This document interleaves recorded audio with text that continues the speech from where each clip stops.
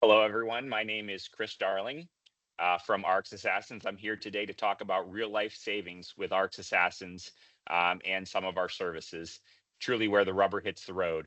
I also have with me Scott from IPC. I'm going to pause for a minute and let Scott introduce himself and then come back to you. Well, thank you, Chris, for having me on. Uh, I am a senior member advisor here at IPC. Have been working with members for well over a decade, and are part of a small team here that can help be a resource for members to help manage their compliance to their as it relates to their prime vendor agreement. And we typically will work with members to help them really accomplish four different objectives. One is outlining and reviewing their supply agreement. As you know, they've become very complicated over time, and and then assessing in the second step, assessing where, as you said, the rubber meets the road. What do all the parameters mean for each individual member and store owner?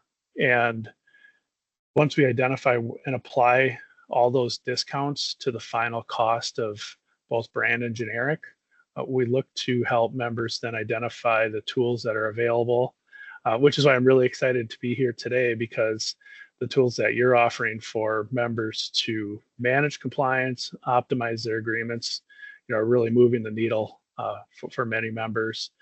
And one recent instance stands out to me with a member that was using one of your reporting tools that we'll discuss here today to be able to, over a short period of time, move the needle and really optimize the contract and supply agreement.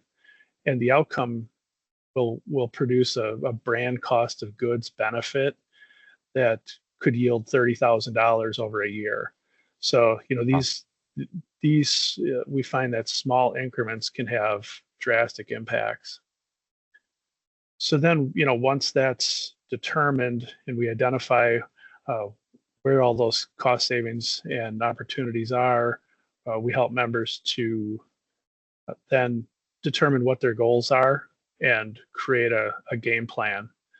So, and I think you're going to preview the some of the resources that help them execute on that game plan. So again, very very excited to see what you have for us today.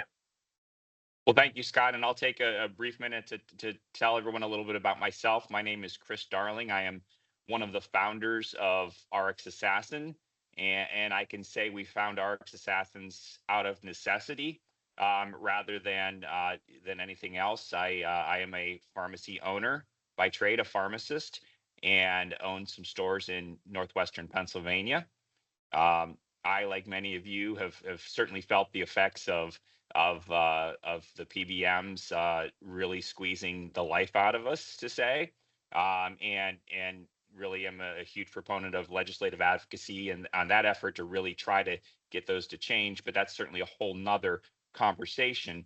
Um, for my organization, I began to really look on, hey, how can we optimize our contract? How can we understand our contract? And there was a point, I've been an owner since 2005, that uh, I can honestly admit that I knew about the contract a bit, but that was really where it ended. I looked at my rebate, I looked at my cost of goods, and I either tried to shop away like crazy and found that to fail, or I didn't do anything and found that to fail too. So I brought in a gentleman into my organization named Eric Fidel, who isn't on this call, but certainly is also one of the founders of Arcs Assassin. And Eric really helped me to understand the contract and truly the levers that make a difference. And we began developing a program, and really that became the birth of Arcs Assassin for our stores originally, and then for friends and friends of friends, and ultimately for stores in almost every state across the continental United States. A program that really let us um, optimize savings and compliance. There's a sweet spot that makes sense. And so really, that's what we're going to talk about today. We're going to talk about really a study in the power of balancing savings and compliance, and really hope to make a difference. One of the things that we've introduced, and Scott touched on briefly, to IPC primary supply agreement members is the cash report. While the topic today isn't really as much the cash report as our full service, the cash report helps members to understand and guide them to um, finding the right GCR balance, or getting to the next tier, or at the bottom of the tier they're in, to really be able to find savings with both their primary vendor and secondary like IPC. So um, today, this video will show you real life examples of stores achieving higher profit with RX Assassin and our powerful full service purchasing tool. The video will also examine the power of this tool combined with the IPC warehouse in a discussion with IPC Scott Wittnebel and Assassin founder myself. Um, we really have found the IPC warehouse to be a powerful tool for members. What a blessing. I mean, really, as an owner of the cooperative myself, as a member of the cooperative, as many of you are, the savings that are in the warehouse, and the ability to source brand and generic, competitive pricing, next day delivery, all of those great things that we can take advantage of, that help us better manage our business. And we will also just really, this video will explore compliance and savings, and the sweet spot for your store. It's not really, um, everybody's mix is a little bit different. States that maybe require heavier brand, or pharmacies that are in areas where maybe there's more brand opportunity, or pharmacies in areas where there's more 340B opportunity that pushes some of that brand out of their mix, and allows for more opportunity to maybe optimize GCR and optimize savings through pushing some items to secondary sources. Really, um, everyone is unique, and that's one of the things with RX Assassin that I'm proud to say that we can do. We can really assess your needs, your drug mix, and determine a path of GCR and compliance that makes sense for you. As we go through these examples, and we'll examine two specific stores in these examples, and one of those with a direct pathway, and then the second with a pathway that kind of diverges, that has us look at their current GCR, a lower tier GCR, and a higher tier GCR. And I think you'll be really surprised from the outcome that happens when looking at that. Um, it doesn't make it's not what you would first think. So I'm not going to steal my thunder on that later slide, but I will at least cue that up and go from there. So Scott, do you feel like I covered everything as we kind of jump into maybe looking at some of the examples and talking through those? Yeah, and you identified some additional opportunity. I think one of the things that stands out with what you said there was to be looking for opportunity, and you pointed to 340B and some additional opportunity. We do have a team in our pharmacy services department as well that can help assess those types of opportunities and talk through how they can have an impact directly as well. So that's a great message. Always be looking for the opportunity. Yeah, and remember that it is IPC is our warehouse. I hate to harp on that message, but the reality is IPC is a member-owned cooperative, and Scott and the people there work for us, and are proud to work for us, and certainly use them as a resource. They are a powerful resource, and one that it's just as easy for you to reach out to them, right? Then they know you're looking for that guidance, and they will meet that reach out with really strong help. So IPC, I always like to stress that IPC is our cooperative, yours and mine. and that they are a powerful resource for us for our benefit. So just kind of remember that as we're going through, and it's certainly a unique opportunity for us as pharmacy owners to utilize. We'll show monthly purchases, GCR, rebates, and net cost before RX Assassins, and then show the power of RX Assassins and the direct dollars back into the store's pockets. These are not imaginary dollars like some programs show. These are dollars you will see in your bank account at the time in an industry where every dollar matters. Starting the program is really easy and effective. And Eric and I would love to have a conversation with you, analyze your data, and come up with the route that is best for you. So we're going to go ahead and get right into the first example. So this is an actual store that is on the IPC deal, and they are highly compliant. You'll see that their total spend prior to rebate is $523,832. You can see that they finished the month with a 20.26 GCR, and you can also see down on the bottom of the screen there that they were in the GCR tier was the 17 and over. So you can see their anticipated one-stop rebate, their anticipated brand rebate, their anticipated pharmacy select rebate, and their overall reduction in cost of goods. So we'll highlight this as after I show the other example too of this same store after RX Assassins using them. But to briefly summarize, their total RX spend was the 523,832 minus their $22,359 in rebate. So we'll touch on that again in a second as we get through the next after the next slide. But I want to show you next would be the same. Chris, Yes. Sorry, one thing that stands out on this one is the anticipated brand rebate and one-stop rebate.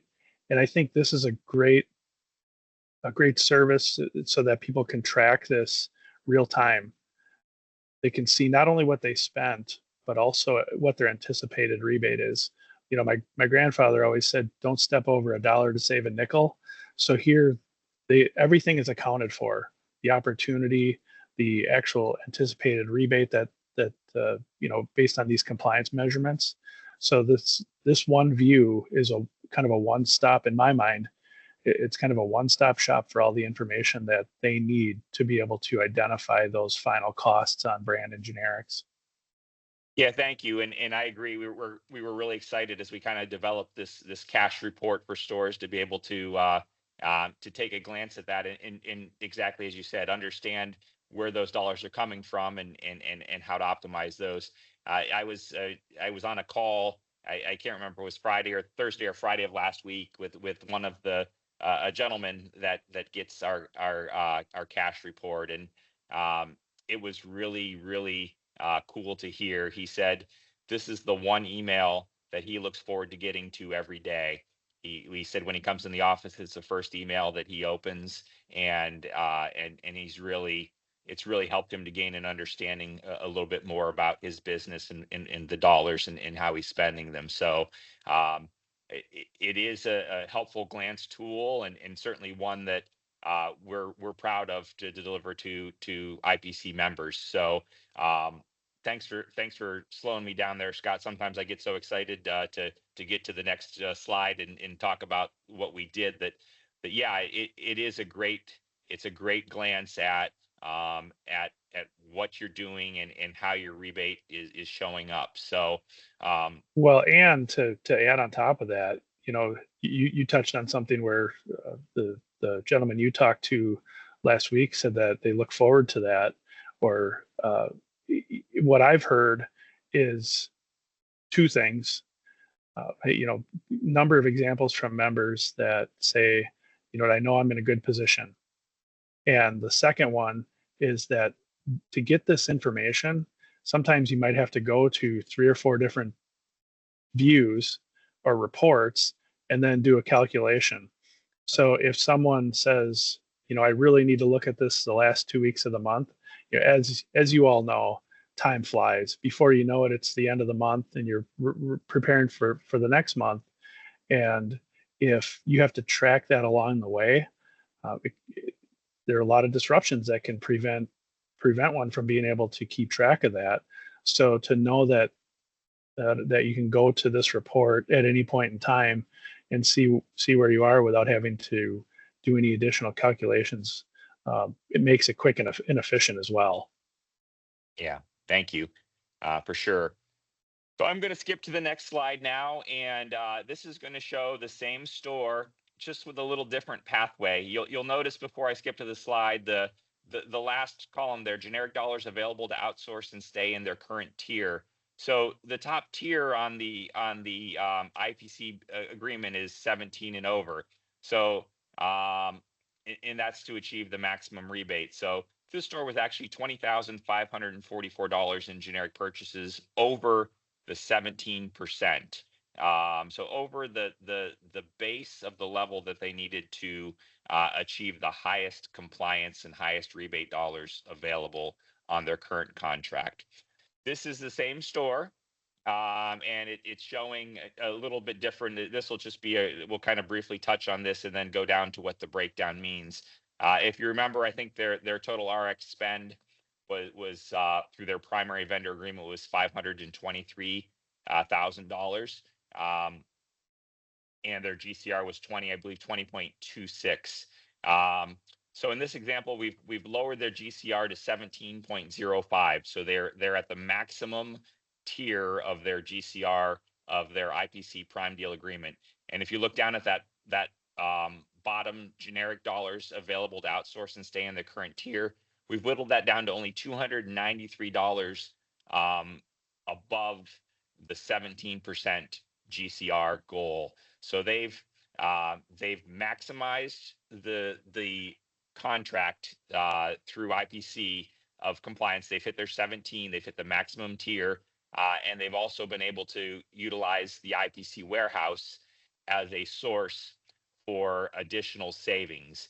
So the next slide is going to break this down, and I think it's really important to follow. If you'll remember, the first slide and then this slide, and we can reference back, Scott, if there's some questions. We'll flip back and forth between the slides, but I think the next slide will do a nice summation of showing what we did to take them from a 20.26 down to a 17 GCR and truly optimize both savings and compliance.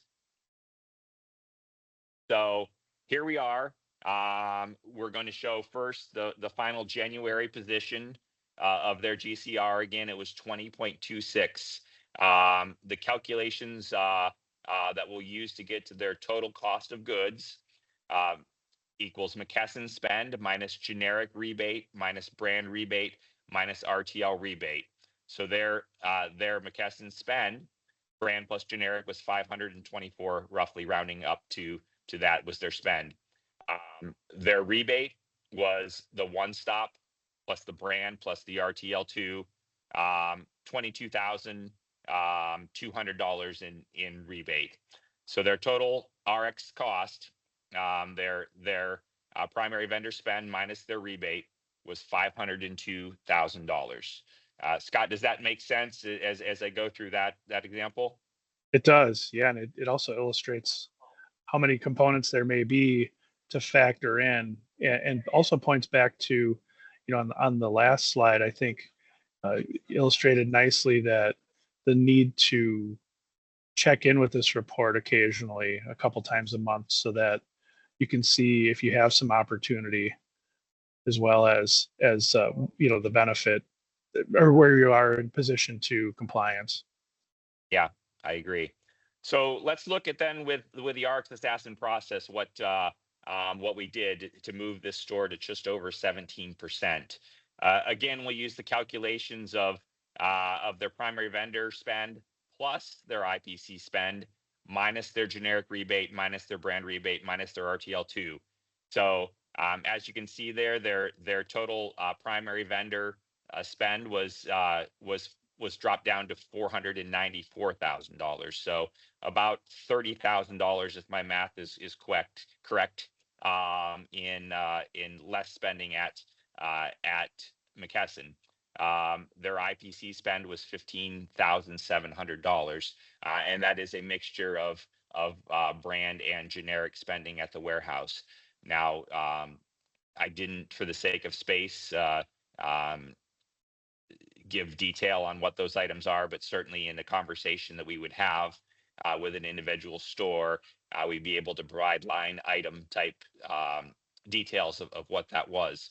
So now you look at that and you see the rebate now that the actual spending was pushed a little bit away from the primary vendor. It was 22,200, excuse me. Now it's 19,400. But let's get to the point where it really matters, right? The total RX cost. So primary vendor spend plus IPC spend minus rebate. And you can see there that's $490,000 is the total spend. So the delta between 500 and 2,000 in a month and 490,000 in a month, and I believe that's $12,000 in savings. So multiplying that times 12 months, I think if my math is correct, that's $144,000 to the bottom line, real dollars in that store's pocket. Um, and I'll stop for I'll pause for a second, Scott, and let you comment or throw in any questions that you feel may be necessary to clear up. Well, that's significant. Even in the 1 month, that savings is difficult to do on our own without falling out of compliance, right? So, the if you give up a rebate, it sounds like here they're not giving anything up by being compliant. They're just maximizing their opportunity. Yeah, that is correct because they were operating above the highest tier in the supply agreement, which was 17, which is greater than 17%. So the dollars available beyond that are opportunity to find and utilize the warehouse that they own. And I think one of the neat things about again, commenting on the IPC warehouse and it being a member-owned cooperative is uh, the profits do two things. One, they support obviously the staff and the team that develops programs, digital health, legislative programs, all of those things.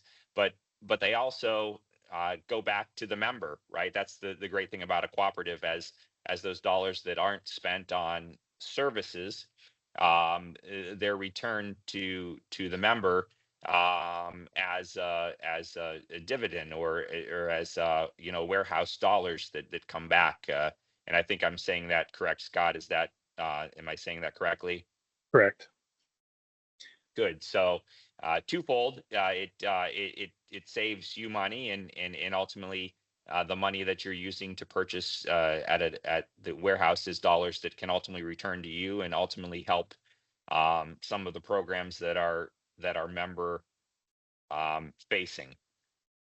So that's really that is the example of store number one, and that was just a straight up bringing them down from a 20 to a 7 to a greater than 17 GCR, and really it's something that the assassins can do, right? I was going to comment later on this, and I may again, but the reality is it saves the store time. Also, there's a value to that store, either the store owner's time. As a store owner, I was for years as my kids were growing up a high school and youth soccer coach, trying to squeak myself out the door at 6 p.m.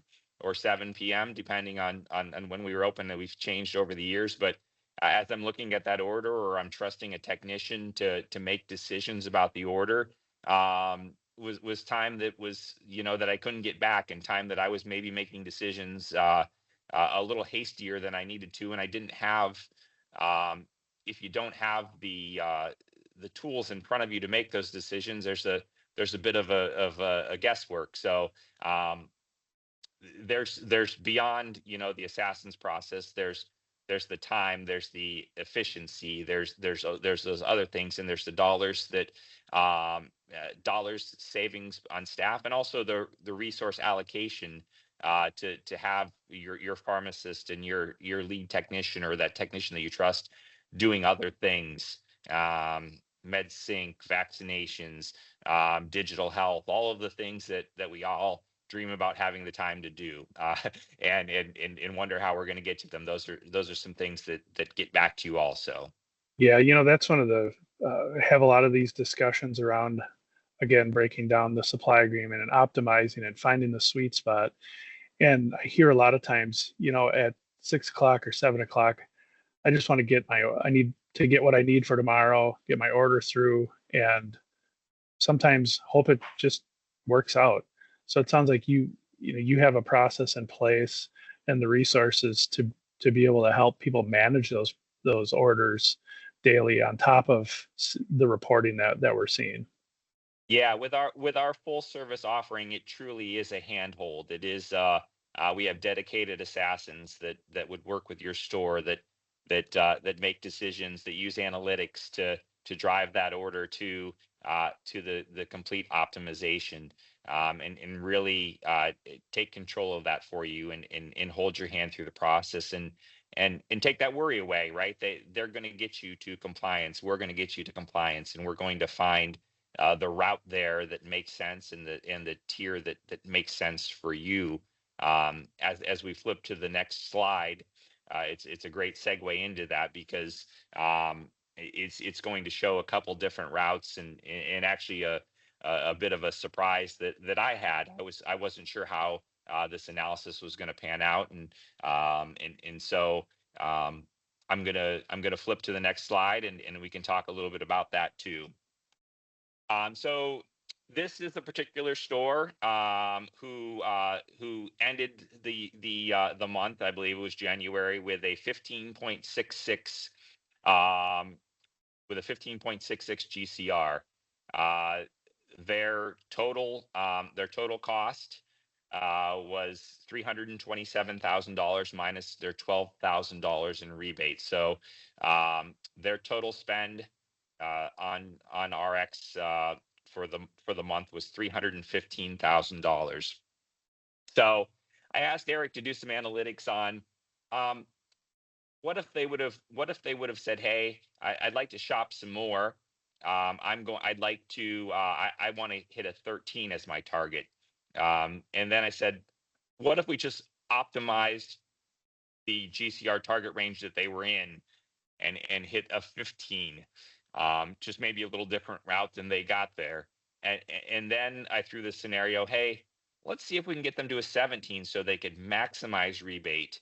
What are those dollars going to look like? And by maximizing rebate at a 17, is this store going to be able to make the most, uh, have the least cost of goods, and at the bottom line, that number be the least amount of dollars out of their pocket?" So um, originally, I thought, I bet I just thought, well, maybe 13 is going to make sense. Driving them down to 13, they were at 15. Um, and that may make sense, and so we did the analytics on that, and the worked with the IPC warehouse to shop, both brand and generic, on some items, and ultimately arrived at a McKesson spend, plus an IPC spend, minus a rebate, and those dollars became, as you can see there, 282,000, 34,000, and then 5,300 in rebate, to get to a total spend of 310,700. So still a nice savings, 4,000, $4,000 of savings for the store, from the path that they chose. Um, I would take $4,000 every day. I always like to do some multiplication. 4,000 becomes 50,000 as you look at the year, and certainly that is the opportunity that that could be a part-time pharmacist, that can be another technician, that can be dollars needed to sustain your business, right? That's the reality of where a lot of us are at. Those are dollars that they're not luxury dollars. They're dollars that are really necessary for us to be to be sustainable. Many states that still struggle with terrible reimbursement on the reimbursement side. Um, so the second scenario, I said, Eric, let's just drive this store to 15. Let's optimize that 15.66 and see if we can get it a little cleaner down to 15 or a little bit closer to 15. Now we're not going to hit 15.00. That's just not realistic. But certainly there is some room to wiggle and get us down a little bit closer to 15 at the bottom of that tier. So that's exactly what we did. And you can see there the total RX costs, the McKesson spend, the IPC spend, the rebate, and and we were able to work that store down to $309,000 in total RX spend for the month. So about $6,000 less than what they spent. Um, that's 72,000 in my mind. I know that's not exact, but 6,000 is a great savings for a month. If we could each add 6,000 to our bottom line in a month by doing nothing different, just trusting RX Assassin to be able to optimize your deal. It just makes sense. It's good business sense in my opinion, and something that I am super passionate about. The last scenario actually was, hey, let's see if we can get this store to 17. What would that do? And would those dollars in rebate make up enough from jumping from the second to highest tier to the top tier to make it so that it made sense for this store? Um, and I wasn't really sure what that was going to do before we did the analysis, but I thought, well, maybe. And as I've said, each store is unique. We have unique situations, unique mixes, unique physicians. They're right for unique products that and 340B and all of those other things that we have. So to bring the store up to 17 required a lot of brand push. That was really the only way to achieve uh, that type of uh, that type of GCR just with their mix. So again, we drove them to 17 and calculated their total RX cost, their primary vendor, their IPC minus their rebate, and we came up with $321,000 is what their spend would have been. So $6,000 more than what they spent. So obviously that didn't make sense either. So it is a dialogue, it is a conversation, and it is a working to get to that optimized level of savings and compliance, and you just can't do it um, really on your own, and you need the behind the scenes team that's what they do, right? That's their passion, that's what they do.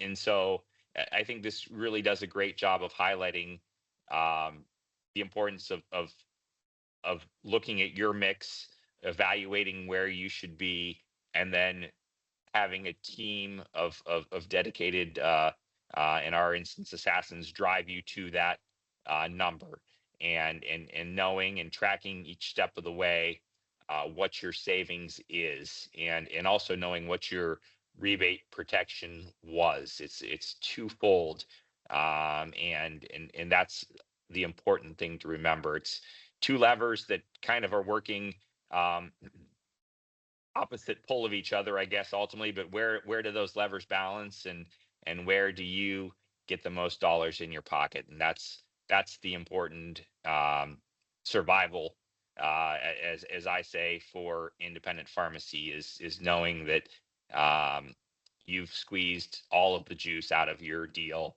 and you can walk away at the end of the month knowing that the value uh, you got the value that was in that contract.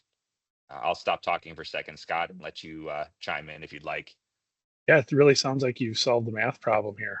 It's not just about not having the time to do it, but then also knowing what levers to pull, like you just said.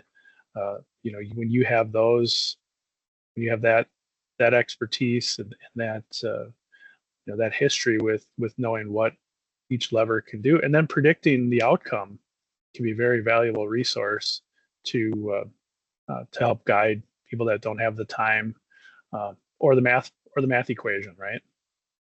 Yeah, yeah, it really truly is a math problem. Complex when you're staring at it at the screen, but really once we spent the time digging into understanding and manipulating that, a completely doable by our team success, and that's the power of ARC Assassin. It really is understanding that complex math equation, managing it to perfection, and each dollar that falls out is a dollar in your pocket, which is where we want it to be. We value, um, I say it and I believe it.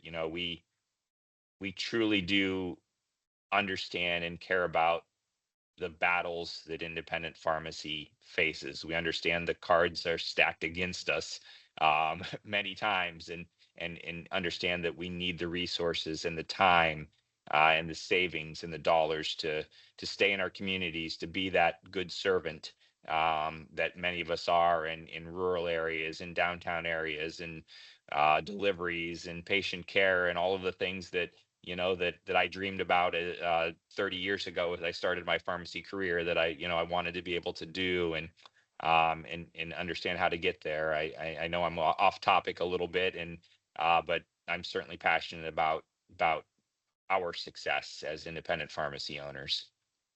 So yeah, no, really, this is just an overview of kind of what our goals. A focus on total cost of RX products. That's important as you're sorting out rebate, you're sorting out savings.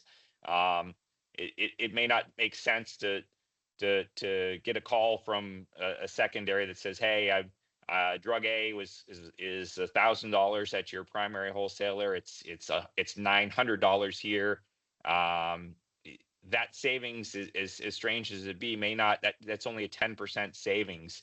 It may not make sense for you to take in a GCR equation. I tell everybody I'd rather save $50 on $100 item 10 times than save $100 on $1,000 item one time. So really, that's what our program does. It makes sense of the percentage savings, and that translates into dollars and compliance and all of the other things. A daily review, monthly tracking. Our reporting, our cash report is a monthly tracking, a daily report. Our full service is a handhold all the way through the month with daily reporting and monthly tracking. And I haven't mentioned, but we do multi-store, and that's something for stores that are on agreements that have two or three stores tied together, 18 stores tied together, 35 stores together,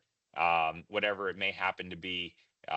We do that reporting for those type of stores, and allow them, if they're managing a GCR as a group, to kind of herd the cats, to get a report that shows where everybody's at, where the group's at, and help walk those groups to compliance. We've worked with a group over the past 4 or 5 years and this is, I believe, 18 owners, maybe 35, 40 stores. I don't have the numbers exactly in front of me. That we have never missed. The group has never missed because of our reporting, because of our help, our walking them through to their target. They hit their goal every month, um, and they certainly.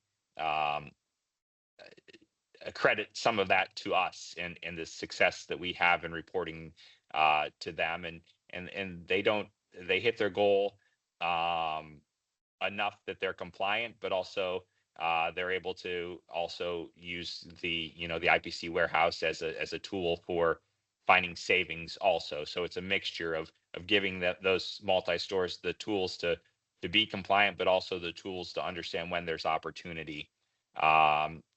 We have trainings for locations on helping stores find and understand their primary vendor. The opportunities for RTL2s, the pharmacy select items, the opportunities on how to understand how to make sure you're getting the best product at the best savings.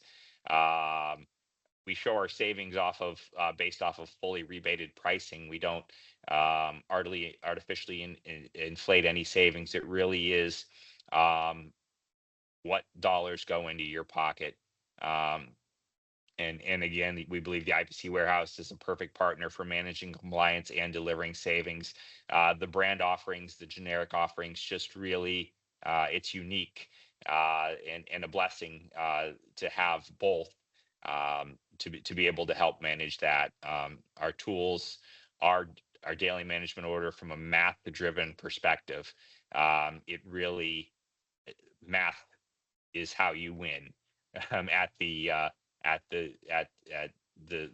challenges of GCR and compliance. Um, I try to break it down into time savings at your store. Maybe you spend an hour a day, 5 hours a week, 20 hours per month on ordering, and you're paying a pharmacist $55 an hour, a technician $25 an hour, and if you're doing it on your own, immeasurable dollars that you're that immeasurable time value sometimes we think of ourselves as the least expensive employee to do something as the owner, but the reality is there is a value to our time and a cost to our time that's immeasurable. It's a total savings in time of 500 to 100 to excuse me 500 to $1,000 in wages, or I like to say 3 soccer games in your daughter's basketball game. Really, um, just that goal of freeing the team up to do professional things and allowing RX Assassin to be the expert in driving compliance and savings. Well, you've really outlined the time savings, that I pointed to that before. Actually, hearing you talk about it again reminded me of another member recently that said that the best part about it is that they just feel have confidence that they don't have to manage the order, that it's going to be taken care of the right way, and they can just go home with that peace of mind. So peace of mind is valuable, as well as the time savings. And you've really shown significant savings with a couple of examples, and whether it's the one I highlighted with impact of managing compliance to uh, maximize brand discount, or the additional savings that you outlined are should be pretty significant to anyone. And in addition to that, I think if you're out there saying or thinking to yourself right now, what I don't what are my compliance parameters? Where do I find that information? Where do I find where I'm tracking to? If you're asking those questions, I think it's important that you reach out to one of us to start that conversation, so you can lay the groundwork, and we can identify what the opportunity is for you, in identifying what those are, in addition to taking it to the granular level, like you have kind of shown us here, with what great outcomes can be made just by taking that next step. Yeah, no, thank you, Scott. I really feel like that hits the nail on the head there, and thank you for taking the time to listen and obviously interject today about this topic. I know it's always on your radar, and certainly it's I'm passionate about it. So thank you. This last slide I have Scott's contact, RX Assassin contact, along with a phone number if you'd like to reach out. We also have our website, rxassassins.com, where it lays out some of the other services we offer, from full service to multi-store reporting to individual store reporting, to a couple other things that we specialize in. And I hope to talk to some of you that have listened and have those conversations, and know that we are making a difference with independents and driving dollars to their bottom line. That's really what we want to do. Sounds great. Thank you for having me. Yeah, thanks again, Scott, and we'll talk to you soon. Take care.